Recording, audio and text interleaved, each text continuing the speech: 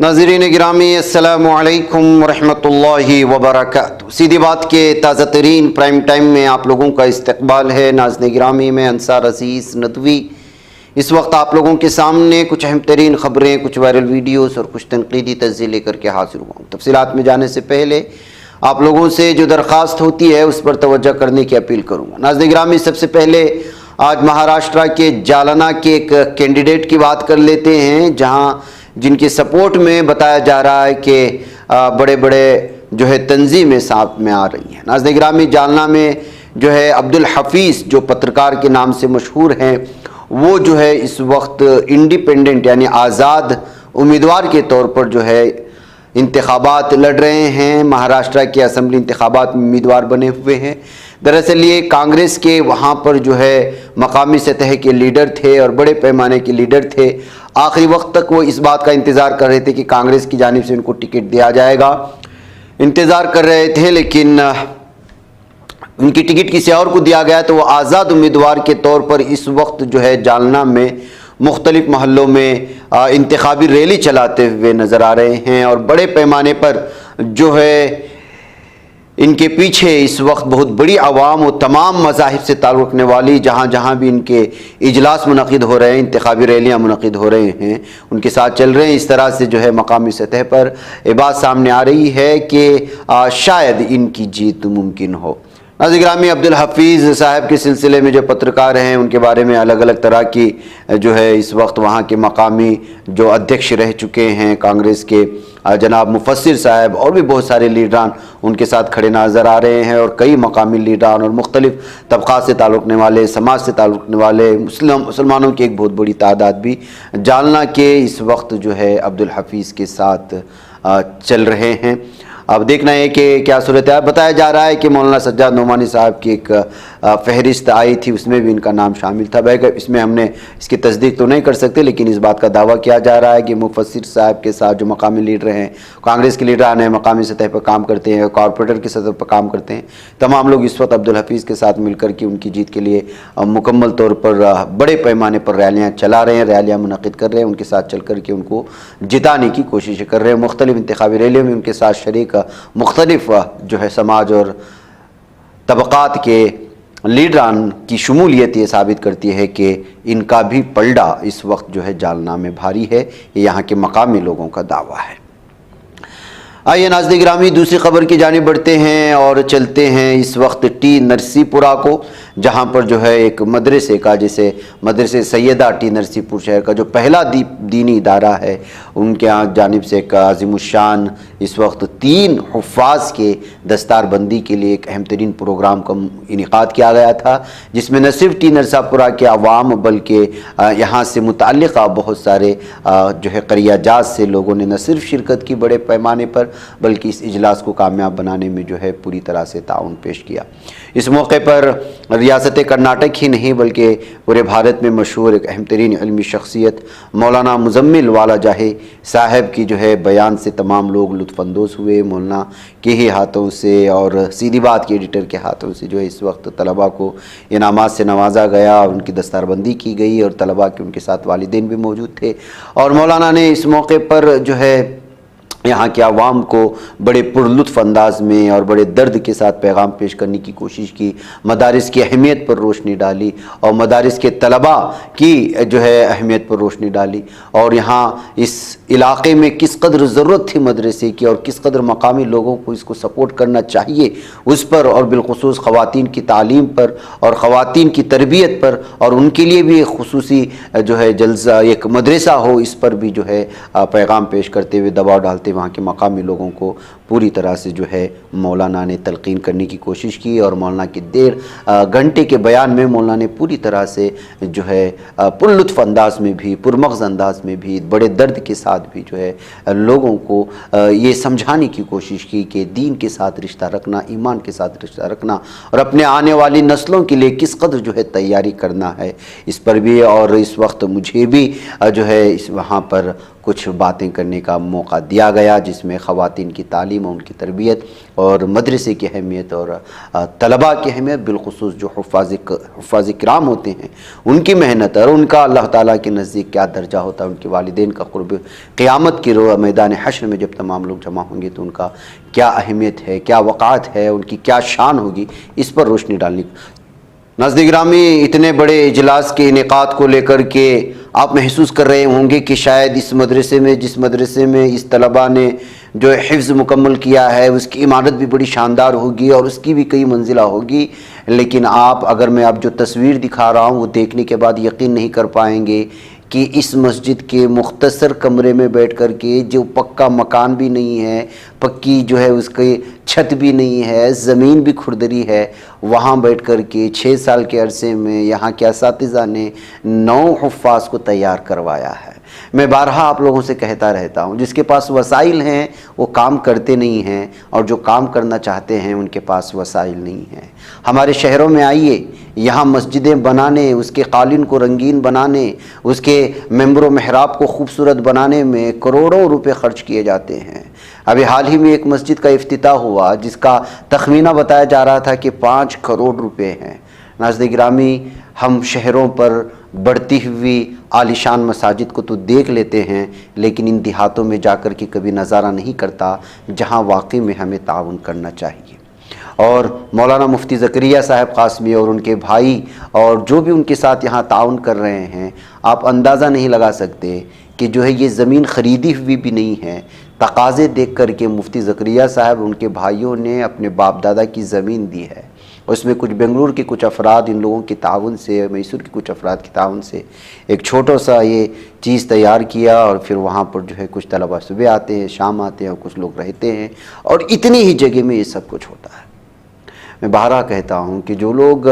ہمیں آج جو ہے گھر میں بیٹھ کر کہ ہاں بھائی زکوٰۃ پہنچا دیا، زکوٰۃ پہنچا دیا، خیر جہاں آپ لوگوں کو بھروسہ مند ہے، لیکن بعض جگہوں پر ایسی ضرورت ہوتی ہے جہاں آپ کی سخت ضرورت ہوتی ہے، اس کی بھی تحقیق ہونی چاہیے۔ اور اس موقع پر جو ہے ہماری سیرت کی کتاب کی بھی رسم رونمائی ہو گئی۔ اس کی تو اب یہ 4تھا ہمارا جلسہ ہے۔ ظاہر سی بات ہے کہ کتابیں مختلف لوگوں تک پہنچانا یہ بھی ہماری ذمہ داری ہوتی ہے۔ تو یہاں پر بھی جو ہے اس کتاب کی جو ذکر میرے حبیب کا ہے اس کا اجرا عمل میں آیا۔ مہمانان کرام کو جو دور دراز سے آئے تھے ان کو اعزاز سے نوازا گیا، یہاں کے اساتذہ کو اعزاز سے نوازا گیا، جو یہاں پر پڑھ رہے بچے ہیں جو صبح شام آتے ہیں شبینہ مکاتب کے نام پر، یا جتنے بھی ہیں، ان کی بھی ہمت افزائی کی گئی۔ اور اس طرح سے جو ہے اجلاس مولانا مزمل صاحب کی دعا یا کلمات سے اپنے اختتام کو پہنچا، اور اللہ تعالیٰ کی رحمت بھی بیچ اجلاس میں برسی، لیکن اجلاس اپنی گرفت میں رہا، اور اجلاس پوری طرح اپنی شباب پر رہا۔ بھیگ کر کے بھی لوگوں نے جو ہے، بالخصوص خواتین کی ایک بہت بڑی تعداد اس وقت موجود تھی، جو نہ صرف ٹی نرسی پورہ سے بلکہ آس پاس کے علاقوں سے بھی جمع ہوئی تھی۔ اس موقع پر سب لوگوں نے جو ہے اس کو جو ہے فائدہ اٹھانے کی کوشش کی ہے، اور بظاہر جو ہے یہ اجلاس دیکھنے سے تو آپ کو محسوس ہوتا ہے کہ مدرسے کی عمارت بھی شان و شوکت کی ہوگی، لیکن جو حقیقت ہے وہ میں نے آپ کے سامنے رکھ دیا ہے۔ دعا کریں جو حفاظ بنے، اللہ تعالیٰ ان کو اور ان پر محنت کرنے والے اساتذہ کو، جو ان کے والدین ہیں وہ ان کے پیچھے محنت کرنے والے، اور دام درہم سخن قدم اس مدرسے کو جس اعتبار سے بھی، جو بھی جیسے بھی امداد فراہم کر رہا ہے، اللہ تعالیٰ ان کی نیک تمناؤں کو بھی قبول فرمائے۔ واقعی ناظرین گرامی، آئیے کچھ خبروں پر بھی نظر کر لیتے ہیں۔ حیدرآباد میلا رد دیوپلی پولیس اسٹیشن حدود میں دھماکہ ہونے سے علاقے میں سنسنی پھیل گئی ہے۔ میڈیا رپورٹس کے مطابق لکشمی گڈا میں ایک مندر کے قریب یہ دھماکہ ہوا۔ مندر کے قریب کچرا اور گھاس ہٹانے کے دوران یہ دھماکہ ہوا۔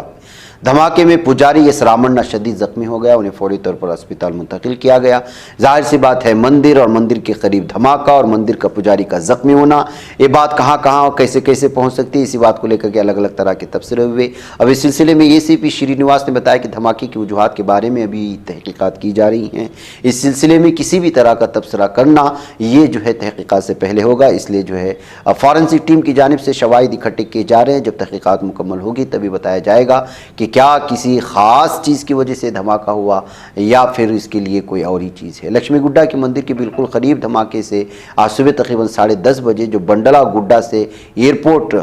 کارگو روڈ کے قریب واقع ہے، وہاں پر لوگوں میں سنسنی پھیل گئی، اور الگ الگ تبصروں کی وجہ سے لوگوں نے افواہیں بنانی بھی شروع کر دی۔ ادھر آواز ڈیوائس کی رپورٹ کے مطابق اتر پردیش میں جھانسی کے سرکاری اسپتال میں بھیانک آتش زدی کے واقعے میں 10 بچوں کی جو موت ہوئی، اور اس موقع پر ایک مسلم شخص نے جس طرح سے اپنی جان پر کھیلتے ہوئے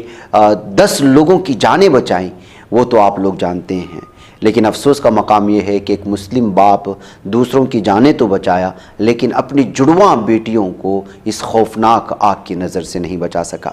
اس مسلم شخص نے اپنی جان کی پرواہ کیے بغیر 5 سے زیادہ بچوں کی تو جان بچائی، لیکن وہ خود کی 2 بیٹیوں کو بچا نہیں سکا ہے۔ ہمیرپور کے اس نوجوان کی 2 بیٹیاں مہارانی لکشمی بائی میڈیکل کالج کے نوزائیدہ بچوں کے انتہائی نگہداشت یونٹ یعنی ICU میں شریک تھی، اور جمعہ کی رات جب آگ بھڑک اٹھی تھی تو یعقوب منصوری نے کھڑکی توڑ کر ICU میں داخل ہوئے، اپنے پرانے کی تمیز کیے بغیر، اپنے پرائے کی تمیز کیے بغیر انسانیت کے ناطے بچوں کی جان بچانے کی کوشش کی، لیکن اس موقع پر انہوں نے اپنے 5 سے زیادہ بچوں کو محفوظ مقام پر تو پہنچایا، لیکن اپنی بیٹیوں کو بچانے سے قاصر رہے۔ ایک طرف ان کی اس ہمت کو لے کر کے جہاں ان کی تعریف کی جا رہی ہے، تو وہیں ناظرین گرامی ان کی جو ہے تعزیت بھی پیش کی جا رہی ہے، کیونکہ جڑواں بچے جو خود کے ان کی اپنی تھی، ان کا جو ہے اپنے ان سے بچھڑ جانا کس قدر تکلیف دہ ہو سکتا ہے، یہ ایک باپ ہی تصور کر سکتا ہے۔ ناظرین گرامی، ہندوستانی کرکٹر سنجو سیمسن کے چھکے نے کراؤڈ میں بیٹھی خاتون تماشائی کو رلا دیا ہے، جس کی وجہ سے یہ ویڈیو بھی سوشل میڈیا پر وائرل ہو رہی ہے۔ تو وہیں پر جو ہے اس وقت الگ الگ تبصرے بھی دیکھنے کو مل رہے ہیں۔ بہرکیف 3 روز قبل ہندوستان نے جنوبی افریقہ کو چوتھے T20 انٹرنیشنل میں 135 رنز کے بھاری مارجن سے شکست دے کر سیریز 3-1 سے اپنے نام کی تھی۔ سنجو سیمسن نے اس میچ میں 56 گیندوں پر 109 کی شاندار اننگ کھیلی تھی، جس درمیان میں انہوں نے جو ہے ایک چھکا مارا تھا، جس کا بول جا کر کے ایک خاتون ناظر کو جو ہے جا کر کے لگا، اور اس کے جبڑے پر یہ بول جہاں لگا تو جو ہے وہ زخمی ہو گئی، خون رستا ہوا نظر آیا۔ خاتون کو درد سے کراتے ہوئے روتے ہوئے بھی دیکھا گیا ہے۔ سنجو کی جانب سے خاتون سے اسی وقت معافی بھی مانگنے کا اشارہ جو ہے نظر آیا، جس کی وجہ سے یہ ویڈیو الگ الگ تبصروں کے ساتھ شیئر کی جانے لگی۔ ناظرین گرامی، ایک رپورٹ کے مطابق برطانیہ میں سپریم کورٹ کے فیصلے کے بعد 1 سالہ بچے کا علاج روک دیا گیا، جس کے نتیجے میں اس کی موت واقع ہو گئی۔ عدالت کے حکم پر اس کا مصنوعی آکسیجن کا آلہ ہٹا دیا گیا، اسے مرنے کے لیے چھوڑ دیا گیا۔ یہ فیصلہ برطانیہ کی تاریخ میں اپنی نوعیت کا ایک منفرد واقعہ اور ایک غیر معمولی واقعے کے طور پر یاد رکھا جائے گا، جس کو پوری دنیا الگ الگ تبصروں کے ساتھ اور تنقیدی تجزیوں کے ساتھ بھی دیکھ رہی ہے۔ بہرکیف ناظرین گرامی، برطانوی اخبار آتا ہے میٹرو، اس کے مطابق سالہ بچہ آئیڈن براق جمعرات کو وسطی لندن کے مشہور گریٹ اور وورمنڈ ہاسپٹل میں اس وقت انتقال کر گیا جب ڈاکٹروں نے جمعرات کو اس کا علاج روکتے ہوئے طبی آلات کو ہٹانے کے عدالتی حکم پر عمل درآمد کیا۔ بچہ ایک شدید اور ناقابل علاج اعصابی بیماری میں مبتلا تھا۔ بچہ میکینیکل وینٹیلیشن جو اسے زندہ رکھے ہوئے تھا سے الگ کیے جانے کے فوراً بعد فوت ہو گیا۔ مشین کی وجہ سے وہ سانس لے پا رہا تھا، جبکہ موت کے وقت اس کا خاندان اس کے ساتھ تھا۔ رپورٹ کے مطابق کورٹ نے گزشتہ اکتوبر میں سنا تھا کہ وہ ایک شدید تیزی سے نمو پانے والی اور ناقابل علاج اور اعصابی بیماری میں مبتلا ہے، جس کا کوئی علاج معلوم نہیں، لیکن ڈاکٹر نے کہا کہ وہ علمی طور پر برقرار ہے اور دیکھ، سن، سونگ، محسوس اور لطف اندوز ہو سکتا ہے۔ اسپتال نے جج سے کہا کہ اس کا علاج روک دیا جائے، جیسا کہ اس کے وکلاء نے دعویٰ کیا کہ علاج کا بوجھ ان کی زندگی کو طول دینے سے محدود فوائد سے زیادہ ہے۔ ان کی والدہ نریمن براق نے اس سے اتفاق نہیں کیا اور دعویٰ کیا وہ دیکھ بھال جاری رکھ سکتے ہیں اور اپنی طبی حالت کے باوجود مسکراتا ہے۔ بہرکیف ناظرین گرامی، ظاہر سی بات ہے کہ جو ہے بہت ساری ایسی پریشانیاں ہوتی ہیں جو زندگی میں آتی ہیں۔ اب اس بچے کی بھی کہانی وہی ہے جو مشینوں پر زندہ تھا، مشین ہٹا دی گئی تو سانس رک گئی ہے۔ ظاہر سی بات ہے کہ پوری زندگی آپ مشین پر تو کسی کو زندہ نہیں رکھ سکتے۔ اگر علاج ہوتا تو ڈاکٹر کرتے اور اس کا علاج ہی ڈاکٹروں کو معلوم نہیں تھا۔ ناظرین گرامی، دہلی پولیس نے جامعہ نگر علاقے کے رہنے والے نوجوان ارمان کو سوشل میڈیا اسٹیٹس پر مبینہ طور پر پیغمبر اسلام صلی اللہ علیہ وسلم کی شان اقدس میں گستاخی کے الزام میں گرفتار کر لیا ہے۔ ایک رپورٹ کے مطابق ملعون ارمان کی عمر 28 سال ہے، جبکہ اس نے سوشل میڈیا پر پیغمبر اسلام صلی اللہ علیہ وسلم کی شان میں گستاخی کرتے ہوئے پوسٹ کیا تھا۔ اس ملعون و مردود کا تعلق مذہب اسلام سے یہ بھی بتایا لیکن یہ نام نہاد مسلم ہے۔ آج کل ایسے کئی ایسے مسلمان ملتے ہیں جو نام کے مسلمان ہوتے ہیں اور مسلمانوں پر ہی کیچڑ اچھالتے ہیں اور حدیث اور قرآن پر جو ہے سوشل میڈیا میں یا تو مشہور ہونے کے لیے یا پھر اپنی گندی ذہنیت کی وجہ سے یا پھر مرتد ہونے والی ذہنیت کی وجہ سے جو ہے وہ مسلمان بن کر کے مسلمانوں کو ہی گالیاں دے کر کے ہندو ویورشپ بڑھانے کی کوشش کرتے ہیں۔ انہی میں سے یہ بھی ملعون و مردود گستاخ تھا جس کی گرفتاری اس وقت لائی گئی ہے۔ ناظرین گرامی، بتایا جا رہا ہے کہ ایران کے رہبر اعلیٰ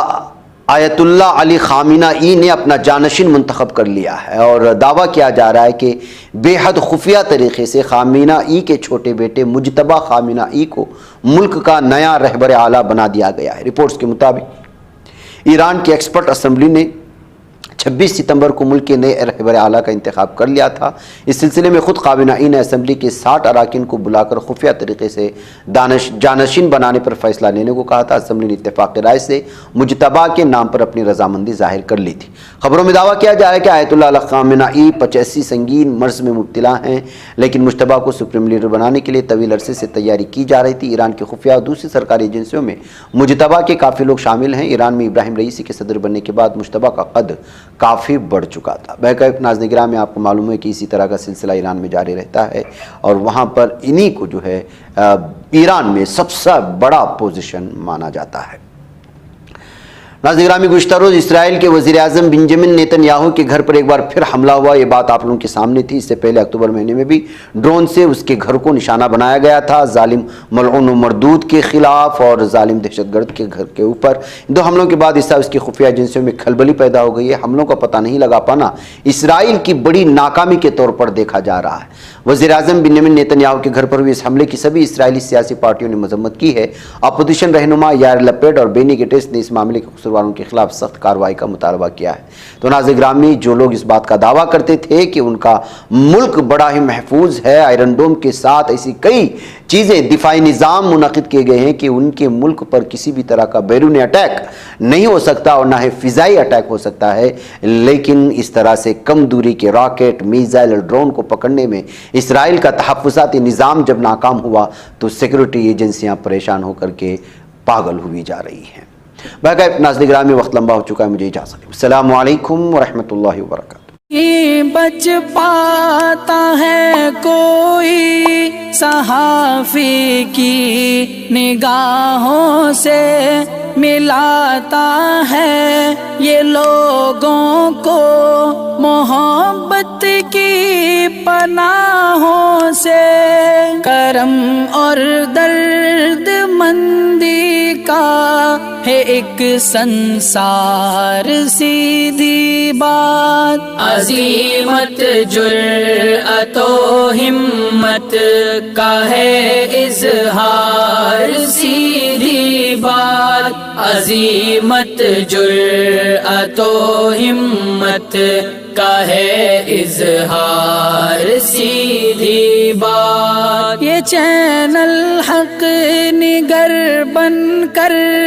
کچل دیتا ہے فتنوں کو،